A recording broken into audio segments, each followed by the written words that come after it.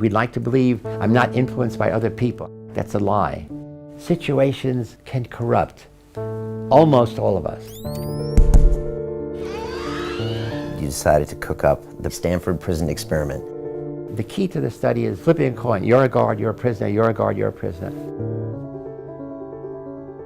I wanted bright, intelligent college students. They're smart, they should be able to figure out what's happening. In 36 hours, the first prisoner had an emotional breakdown. No! One of the guards said, "These are dangerous prisoners. We're going to have to show them who's boss." Each day, a little worse. In 5 days, 5 prisoners had emotional breakdowns. I got corrupted. It's out of control now. I made a big mistake. Prisoner 819 did a bad thing. Prisoner 819 did a bad thing. So the power of the situation gets the majority of people to do things that go against their conscience. Say to yourself, what do I have to do to be a good person? What am I going to do to make my world better?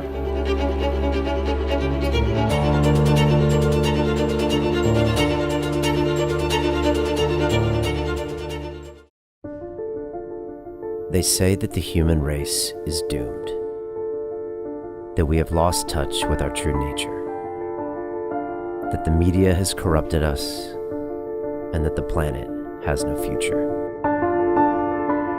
I disagree. I believe that humanity is full of hope, and that our salvation lies within each one of us. My name is Brian Rose, and my job is to listen, the oldest method of learning known to man. Each week I seek out individuals that are changing the world, people who are living and thinking in a different way.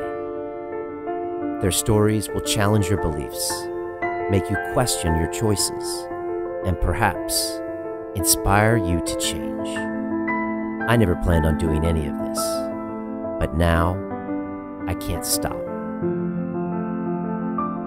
Join me on this mission and make humanity something we can all be proud of. It's time for you to man up, to once and for all tell your mind who the fuck is boss. I need a fucking answer. What's it gonna be? I don't know what it is about this fucking sport, but it attracts people that really need to do deep work on themselves. I failed in this city. All these bad memories. I never really felt like I gave a fuck about me or my life. I almost killed myself, Think about something that is going to drive you when it really hurts. Some kind of demon you want to fight. This is not Pussy Man, this is Iron Man. Under pressure reveals true character. What are you gonna do? You gonna be in Chattanooga May 20th or what?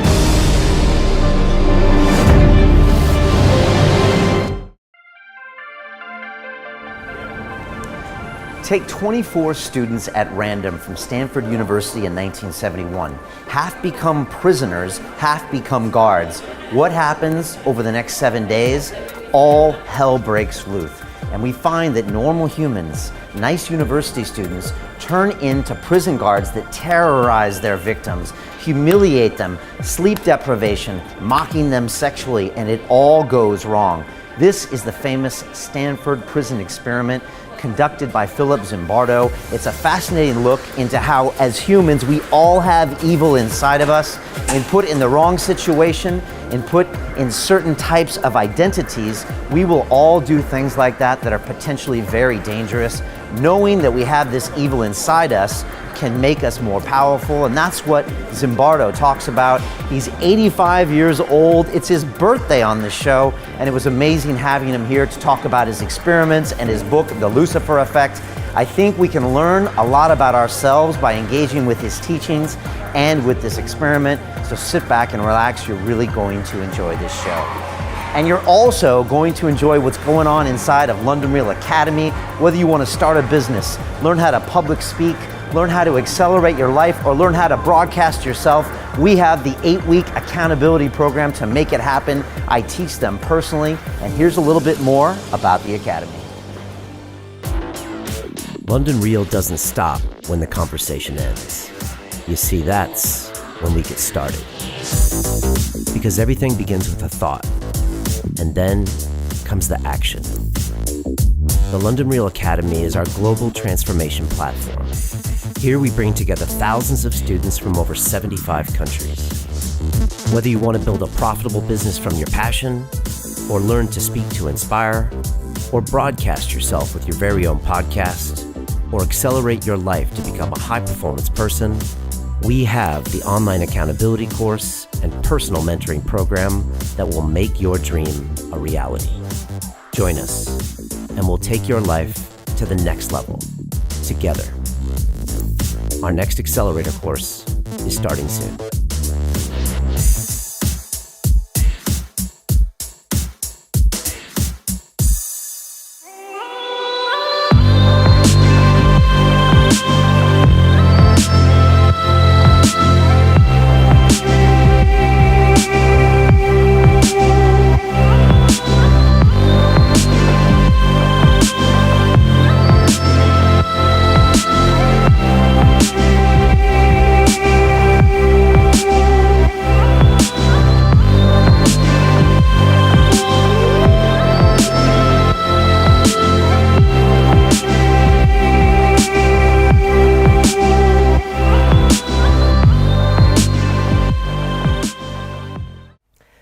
This is London Real. I am Brian Rose. My guest today is Professor Philip Zimbardo, the American psychologist and professor emeritus at Stanford University, famous for being the creator of the legendary Stanford Prison Experiment.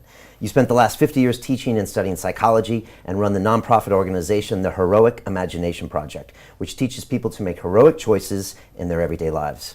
You've written over 600 publications and 60 books, including The Lucifer Effect, How Good People Turn into Evil, and Shyness, What It Is, What to Do About It, and it's your birthday. Happy birthday. Thank you so much, Brian. Philip, welcome to London Real. I'm happy to be here. Yeah, it's my 85th birthday, so. What about it? It's the first time I gave an interview of any kind on any birthday, but this is, for me, really special. And I hope you like the cake we got you. And yes, I'm eagerly waiting the end of our interview so we can jump into it. Look like a beautiful coffee cake. Yes. London, what is your relationship like with this city? What's it like when you're flying into Heathrow, and what memories does it bring back for you? Yeah, I've been coming to London for more than 20 years. I come every 2 years for the last 16 years because there's a wonderful program created by a Scottish woman, Cara Flanagan, and they bring 4,000 high school kids from all over the UK, Ireland, Wales, Scotland, within London, around London, and each for one day to hear teachers talk about the exams and term papers, and typically a British speaker talks in the morning, and then in the afternoon, me and my wife, Christina Maslach, we talk about our research, the prison study, the research I've done on shyness, new research on time perspective, and now what I'm doing is on, it's called Man Interrupted, how boys are living in a virtual reality. And my wife is the queen of burnout. So she tells them about how she went from being the heroine of the prison study to beginning to study prison guards and people who work, poverty lawyers, and how many of them use the term being burned out, giving too much. So she's the one who studied the mismatch between people and jobs and then has come up with great solutions. So we've been doing that for 16 years. We come every second year. Wow. And so it's exciting. So we get to know London. Okay. And she's the woman that made you stop the prison experiment at Stanford. Yes, she is. You married her the next year.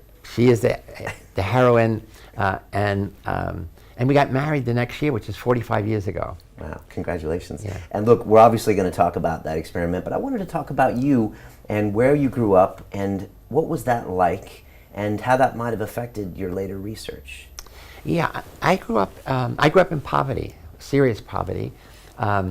My parents were second-generation Sicilian immigrants. My great-grandparents, I'm 100% Sicilian. My paternal grandparents came from the east side of Sicily near Palermo. My maternal grandparents came from Agira, which is near Catania. And one was a barber, one was a shoemaker. And totally uneducated. And in those days, and even recently in Sicily, there was no value to education. Because of the mafia influence, kids would say to me when I talk about the reason I'm here is, the only way I differ from my grandparents is I got educated. And education is the way out of poverty. That is, it's the only way that you gain any status in the world. And the kids would say, hey, it doesn't matter what you know, it only matters who you know. So this is the idea of connections. And I said, that used to be true, but it's not going to be true anymore. Because you're competing with young people around the world who are getting more and more educated. So I'll tell you a little later. So I started a foundation to send high school kids to college.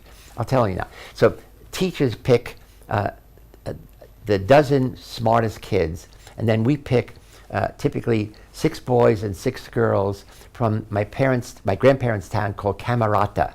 It's in the mountains near Palermo.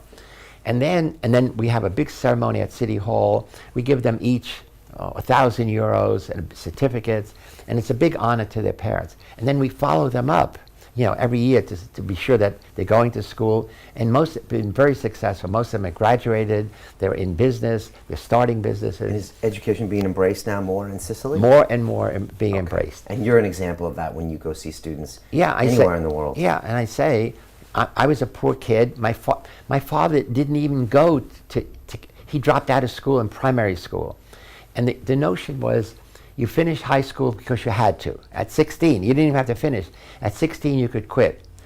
And my father's thing is, you go to work. And when I finished high school, I loved school because it was clear to me school was the way out of poverty. So then I graduated high school. My father said, "Okay, now you're going to go to work." I said, "No, Dad, it doesn't make sense. If I get a college degree, I'll make more money." And then he said, "Okay, if you're not taking in money, if you're not bringing money in, you have to support yourself."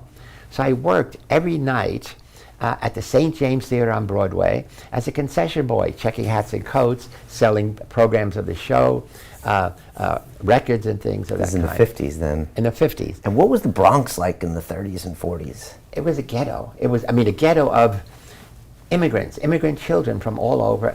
And it was, it's all we knew. So for us it was exciting because it's a time when kids lived on the street. Any time of day or night, you could go down and there'd be some kids there. And it was your playground. We played on the street. We played stickball with like a broomstick and a Spalding ball. We played games in the street. And girls were, boys played together, girls played together. And your mother would call you from the window, "Philip, come up for dinner." And you went up as quickly as you can and back down. The only time we would also, there was no television then, but you would listen to The Shadow, or Captain Marvel programs. That's the only time radio. Everybody was there, and then you came back down. Okay. So it was an exciting time.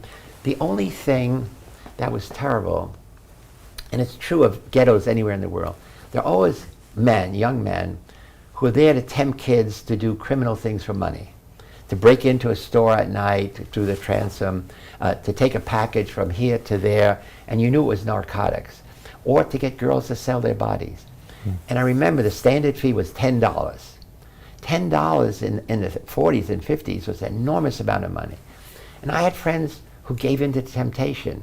And some of them got caught by narcs and went to prison, and their whole life was ruined. And me and other friends didn't. So as a little kid, I was asking a basic psychological question. What's the difference between kids, people, who give in to temptation, who are seduced, by money, and kids who can resist? Now, as a little kid, so it's a psychological question, but I didn't know how to answer it. And the simple answer I gave at the time was, I thought it had everything to do with a mother who was loving and caring, but also had a moral compass. It would say, this is bad, this is good. Don't do this, do this. And ultimately, don't do anything that brings shame to your family. So that was like guiding principle. And then when I got to be a psychologist, it turns out here's a whole area, understanding the nature of temptations. And so that's not true. Does it have anything to do with upbringing and moral code, or is it about the environment? No, it is about the environment. But I'm saying in the same environment, but even all the research that we've done later on situational forces, not everybody gets seduced. Not everybody blindly obeys authority. It's the majority. So the power of the situation gets the majority of people to do things that go against their conscience. So for me, nurture is more powerful than nature. But nevertheless, there are kids that nature gives a push in a good direction or a bad direction. Okay. And you also felt a lot of racism back in the day. I mean, people forget that, Italian immigrants were the lowest of the low at one point, and now Italianness is celebrated in America. No, see, each group that came in, so America is a land of immigrants. Everybody in America is an immigrant except for the Native American Indians who live on reservations under terrible conditions. Right. So each group that came in, I think it was first the Germans, and then the Irish, then the Italians, and then later on Africans, migration of blacks from the South after World War II, from the South to the North. And you were discriminated against. The largest group of people who were lynched in the South were Italians, more than blacks. Wow. And there was a whole thing about, I won't get into the detail, but it was 9 Italian Americans who were lynched, allegedly for raping a woman, and there's no evidence of it. And it was lynched, meaning they put them in jail for a trial, and people came, took them out of jail, and lynched them in a single lynching. I'm pretty sure it was 9 men. Okay, and that was the single biggest one. Single biggest one. Okay, and you felt that growing up in the Bronx as well. Yeah, we always felt where we lived, there were these mini ghettos, meaning everybody on this street was Italian. Around the corner on Beck Street, everybody was Jewish. Up the corner on 151st Street, everybody was Irish. And that you met in the corner grocery store, or the later on the bottega, the grocery store or the candy store. So for me, it was exciting. I mean, it was vibrant. That's the thing. It was vibrant, and nobody discriminated against each other when you were in that neighborhood. But you never left the neighborhood. I mean, in those days, the New York subway was 5 cents. And for 5 cents, you could travel a whole day. Like they talk about in Boston, MTA. Yeah. You'd ride all day. So, and we used to do that. Just get on the train. You could go all the way to Coney Island to go to the beach, and it cost 5 cents. I want to talk about the experiment, but I also want to ask you, if you look back at your life kind of in the 50s and 60s, what were the questions you were asking yourself that led you up to doing, this famous experiment at Stanford? Well, I was always looking at, why people did evil. So instead of focusing only on the kids who gave in or not, what were these guys like who corrupted kids? And then again, I grew up in the Second World War. If I was in Germany, would I have become a Hitler Youth? When you look at these things, it was so repulsive. What they did to Jews. Now again, I didn't mention earlier, of course, there were always Jewish kids, and we envied them because they were always the smartest. Well, they really weren't always the smartest. They simply worked hard. Their parents insisted that they do the homework. That was a value for them. It was a value for them, and it was not a value for Irish, for Italian, for Armenian. Well, it was for Armenians. So again, but in this neighborhood, I had Armenian friends, Jewish friends, black. It was really our gang, one or two of each. Okay. Yes. So again, I was just curious about, people whose career was doing bad things, and curious about this guy Hitler. How could he see the world in this distorted way? But then, more than that, how could he create a system which got so many people not only to believe in him, but be willing to do whatever he said? He said, Jews are inferior. Jews are inferior. Jews have to be segregated. Jews have to be sent to concentration camps. Jews have to be cremated. And I'm saying, and you see these pictures on the news of kids like me, marching in parades with, looking like Hitler, being admired. Right. The Hitler Jungen, yeah. And did this cause you to investigate this kind of like electric shock test? I mean, this was before your Stanford prison experiment. No, see what led me to do first is to say, how could it be that someone like me could knowingly harm somebody who was also something like me. And so I first did research on what I call de-individuation. What happens when you take away somebody's identity? Well, this is what being in the military is. You look at a military parade, everybody is identical. And in America, soldiers are called GI. GI means government issue. You're not even a person. When you're there, you are the issue of the government. So I did research where I was teaching at New York University, and I had students in my class. All students had to be part of 3 or 4 experiments as part of the course. And so women come to my laboratory in groups of 4 at a time, and we said, we're interested in how people perform under stress. When you're stressed, does it reduce your creativity? So here's 4 girls. I said, so you're going to meet 2 women, other students who are trying to be creative under stress. Your job, stress them, okay? How are you going to stress them? You're going to give them electric shock, meaning when at various times, randomly, you're going to press a button, and you can hold your finger down as long as you want, up to I don't know, 5 seconds, and she and I will be behind a screen, and she's going to try to ignore the shock, and I'm going to ask her questions about creativity. And the key is for half of this participants, I put them in hoods, literally like Ku Klux Klan hoods with little eye things, and we took away their names. He said, "You're 1, 2, 3, 4." Okay. And so then, you were always a little crazy. Yeah. Okay. and then we compared them to other women who we made to feel special. They wore name tags, Marcella Weinstein, Jeannie Myers, and so the question is, everything is the same. You're going to give electric shock to somebody trying to be creative. Of course, the women behind the screen with me were models. They pretended to be shocked. And what happened was simply where we took away your identity and put you in a position where you were permitted to harm someone, they gave twice as much shock. They held their finger down twice as long, and they did it for the entire 10 minutes. And so, where they were, and it was twice as much as women who were made to feel special. So again, it makes you think about the Mardi Gras situations under which people change their identity. And when you do, you now can begin to do things you never could think of before.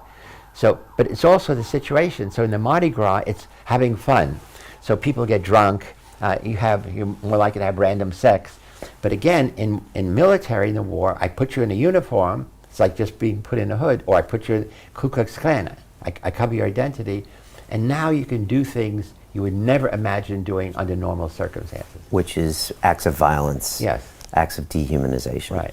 All right, so the seeds of the Stanford prison experiment were planted at NYU when you were doing research there. Yeah, and then the other thing is, going back to the Bronx, in 1949 and 1950, I went to a school called James Monroe. He's one of the early presidents of the United States. And sitting next to me was a little Jewish kid named Stanley Milgram. And Stanley Milgram was the one, as a kid, he was saying, could the Holocaust happen in America? Could me and my family be sent to concentration camp? And other kids say, Stanley, don't be stupid. We're not that kind of people. And I remember I can hear his voice saying, how do you know what you would do until you're in the situation? I'll bet they thought the same thing, when they saw other kids doing bad things. And then he was the one in 1962 and 3, he devised the most dramatic, unethical study ever done, in which young men, men ages 20 to 50, not students, were put in a situation where they were encouraged to give electric shock to someone else who was trying to memorize information.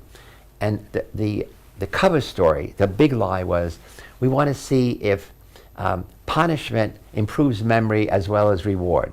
So that was the big lie. And the point was, in front of the teacher was a big shock generator with 30 switches, and the authority was in a white lab coat. He was really a biology high school teacher, but the white lab coat and so he's telling you, if you're the teacher, that your job is to deliver shocks of increasing intensity each time your student makes a mistake. And it begins with 15 volts, which there's no reaction. But then it goes 30, 45, and so forth. When it gets to 100, the learner begins to yell and scream, hey, you know, this is too much. And then when it gets more, the learner says, I have a heart condition, I don't want to go on. And in every case, people are basically good. They turn to the experimenter in that white lab coat and say, I don't really want to go on, I don't want to harm an innocent person. The experimenter says, I'm sorry, you have a contract. You took your money, it was $5 in those days. You must go on. So people dissent verbally, but the important thing is, what do they do behaviorally? 65% of these men went all the way to 450 volts. When it gets to 375 volts, there's a scream and silence. And you see people say, hey, are you okay? And silence. At that point, if you step back, you're a grown man. You're supposed to be helping improve somebody's memory. He's unconscious. So everybody should quit at least then. And everybody who gets to 350 goes all the way to the end. The most dramatic thing is, before Milgram began his study, he interviewed 40 psychiatrists at Yale Medical School. He said, what percentage of American citizens will go to 450 volts? They said, on the average, only 1%. How wrong could they be? 1% is sadistic. Yeah, sadistic. In fact, it wasn't 1%, it was 65%. And so his study was now. What does that say about humanity? Well, it says we have less free will than we believe. We'd like to believe my decisions come from within inside of me. I'm not influenced by other people. I'm not influenced by mass media. But in fact, that's a lie. Who we are is, in part, what we are surrounded by. Who we are is what our friends think. Who we are typically is what politicians think. Who we are is what the anchor of the TV programs that we watch often. So in America, if you watch Fox News, the more you watch it, the more right-wing Republican you'll be. Right. If you watch other kinds of news, the more likely you are to. So you begin to watch something that fits some of your beliefs, and suddenly their views become yours. And we're capable of evil deeds. And much more capable. And most people walk around and think they are not evil. No, most people think they're good, and in fact they are. But say, you know, when they're not. When I focus on nurture rather than nature. You know, especially when I talk with young kids, most people are really good. They're kind. They want the best from other people. Right. But then, you know, you put in poverty and you see the income equality. You see, you know, why can't my father get a job when this kid's father, you know, who's less smart than my father, has a great job, he has a connection, and so, and again, for a lot of us, there's the ugly sins of jealousy, of envy. You know, rather than saying, hey, if somebody's got something good, then I should figure out how did they get that job. And for me, it was, I don't need any of that. All I need is a good education. So that what drove me to not only get educated, but to love school, to love doing homework, to be a teacher's pet. From kindergarten through graduate school. And two things about this shock experiment is, one that I noticed is this incremental change. You don't ask anyone to start at 400 volts. No, and nobody would. Right, and it's the incremental, and you could say this was the same as the rise of the Nazi Party. Perfect. Is the reason why, and you had an authoritative figure that removed your responsibility a little bit. Yeah. So he's telling you what to do. Right. But really, but this authority is really taking away your moral conscience. And why are you doing it? He told me to do it. He told me so. Now you could quit at any time, obviously. And so Milgram's study, now the other thing about Milgram's experiment is it was the first one publicly judged to be unethical. Now, if you read the article he wrote, you would not be concerned at all. It's only because he was the first researcher to make a movie. He wanted to be actually a documentary filmmaker. So he made a movie called Obedience, and you could see the shocks, the anguish in the people saying, you know, come on, say, please get it right, please get it right. And then they get it wrong, and they're yelling and screaming. And you could see the anguish, and they turn into the experiment and say, I really don't want to go on, you must go. So it was. And the shocks were real. No, the shocks were not real. Okay, but So that's the important thing. The person being shocked, your student, was a Confederate. pretending. He was actually in another room pretending. It was a script. To keep everything the same, there was like a recording of yelling and so forth. Okay. But the bottom line is, and at the end of the experiment, you were introduced to the guy, and he said, "Oh, you weren't shocking me," but still you felt guilt because you thought he was getting shocked, and you kept doing it. Okay, and so because he filmed it, the wonderful power of multimedia, it was now deemed to be the first study that was considered massively unethical. Until mine. Until yours. So you saw this and you thought, I want to do something just like it and film it and everything. Yeah, see, but again, Stanley and I were friends. We were in the same class. And I talked at NYU at the time? No, this was in high school. In high school, okay, right. James That's a weird coincidence. Yeah, what? That's a weird coincidence. Yeah, very weird. The two of you would go on to... In the same class, and we literally in 49, we were together one year, 49 and 50. And, but then I talked to him after he did his research. He actually went to Yale, where I was had been a graduate student, and I had just left to go to NYU, and he did his research at Yale. Now, again, for your audience, is NYU, Yale is on the East Coast of America. Stanford, where I taught, I did the prison studies on the West Coast, so it's 3,000 miles apart. Explain the differences between those two coasts. Oh, they're enormous. People, in fact, all social movements in America began around San Francisco. Rock music began around San Francisco. This is a Jerry Garcia tie. The Grateful Dead, The Who. I mean, all American rock groups started there. What happened is people go west. And when you go west, you don't have family. You don't have grandparents. You don't have tradition. So people coming to the west in the San Francisco area, they were not bound by tradition, by the way, this is the way we do it here. And so people could create, and they did. So the hippie movement it was in San Francisco, and as I said, there would be rock concerts in the parks for free. And it was really, I got there in '68, so '67 was the summer of love. That was '67, yeah. Okay. But again, it was this whole the summer of love and caring and sharing and caring, sharing, daring. So it was always an exciting place to be. It's less now because now it's a high-tech area, it's more traditional. But for this, again, the anti-Vietnam War movement almost started in the Bay Area. I mean, and then moved elsewhere. And gay rights, Haight-Ashbury, Yeah. 69. Yeah, Okay, yeah. right. And gay rights, women's rights. So you're in the middle of it. That was an intentional choice of you to go west. Yeah. Well, the intentional choice was Stanford offered me a great job. Okay, you know, it's a great school. Yeah. So if you're a professor, you can apply for a job, and essentially they take a very few people. But I had a reputation of being a good I'd love to teach, and I had a reputation of being really a good teacher. And I'd done, even though I had only been out of graduate school 8 years, I had done a lot of research, and I published. I mean, it was, as an academic, it's clear, publish or perish. So when you do something, you don't just talk about it in conferences and things, which I did, but you have to publish. So I knew that, and whenever I did something, I talked about it at conference, and then I published it. Okay. So Stanford blessed me. Hello, come here, New York kid.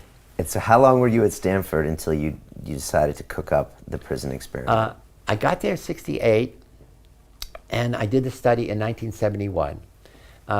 And the idea was, in Milgram's study, it was all about an individual authority telling you to do something wrong. And I said, there's not many examples like that. Maybe in the militaries, sergeant would say, take that hill or kill this traitor. But usually we're in a business, we're in a corporation, we're in a gang, and no one person tells you to do this. Everybody else is doing it, so you see what everybody else is doing. Right. So I wanted a situation where it was not an individual authority telling you or showing you what to do. It was, you're playing a role. You're the foreman. You're the manager. And in that role, there are role expectations. When you play this role, this is what you should be doing. And so that's what I wanted to do. So I said, and I wanted college students. In Milgram's study, it was men ages 20 to 50. They had one group of women that behaved the same as men, meaning 2 out of every 3 gave a shock. But I wanted bright, intelligent college students. Why? Why? Because they're untainted? Well, less, they're more untainted, but they're smart. They should be able to figure out what's happening, and refuse. But you knew they wouldn't. No, I didn't know. I really at the beginning. Okay. Because also it's 1971. A lot of these kids are anti-war activists. The civil rights movement was starting. All of them hate police because students who are revolting on campus against the war, often the university administration would bring police onto the campus. And in one place in Ohio called Kent State, the National Guard actually shot and killed students who were protesting, which is unheard of. So students hated cops and hated prison guards. So when we began the study, nobody wanted to be a guard. I mean, I said you could be what do you choose? Nobody wanted to be a guard. And now you selected a group of what? How many students? There were 24. We put an ad in the Palo Alto Times, the newspaper, saying, wanted college students for study of prison life. Will begin on August 14th. It'll go one to 2 weeks, and you'll get $15 a day. Now, we did it at that time because summer schools were ending then, and I know students had 2 weeks free before starting school in September. And I think students could use some money. Therefore, we got a lot of students from all over the country. They were not Stanford students. Okay. Only 2 of the students in the experiment were from Stanford. In fact, 2 of the guards were brothers who had been at Stanford in summer school. Okay. And you did psychological profiles, and they were all personality tests, psychological profiles, physical profiles. We picked 24, normal, psychologically normal, physically healthy. And then the key to the study is, it's like flipping a coin. You're a guard, you're a prisoner, you're a guard, you're a prisoner. And then we validated that by putting the guards in military uniforms with symbols of power, billy clubs, handcuffs, whistles. And then idea I got from the movie Cool Hand Luke with Paul Newman. Of course. I put them in silver reflecting sunglasses. I should have brought a pair for the audience. And that meant people couldn't see their eyes. So there's a kind of de-individuation. Okay. Had you researched each one of these aspects, or you just knew? No, I knew. That this would separate them from their individuality and their identity. And then for the prisoners, we wanted to put them in a different kind of uniform, a simple smock, and we took away the names. They were a number, actually Boy Scout numbers we sewed on, and they became the number. So they had to remember their number, remember all the other prisoners by number. The guards would refer to them, 8612, 3415, 7289. They became a number rather than a person.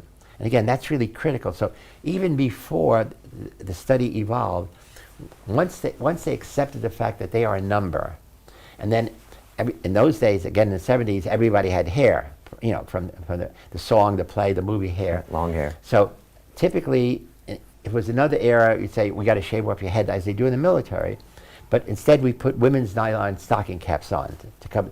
So now they all look the same. Okay. The prisoners had Prisoners stockings on. look the same. Okay. And you gave them like a smock and no underwear as well? A smock and no underwear. Which again kind of dehumanizes them. Yeah, dehumanizes, but also it feminizes them a little. So if you bend over, your butt is sticking out. So again, we put a lot of time. It was me and 2 graduate students and 1 undergraduate. That was my staff.